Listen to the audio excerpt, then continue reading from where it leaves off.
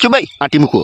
আর তোমাকে বলে হয়ে যায় সময়া, তুমিও একবার দেখলে না কার সাথে কি করছো না করছো, একটা আলতু ফালতু ছেলের সাথে নোংরা কাজ করে বসে থাকলো।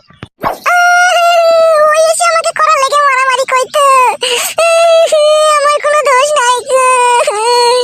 সুমাইয়া, মাথার উপরে ভগবান আছে, এত বড় মিথ্যা কথা বললো না। তুমি আমাকে ডেকেছিলে লিবার লেগে, আজকে তুমি সবারই সামনে আমাকে দোষী সাজাইছো।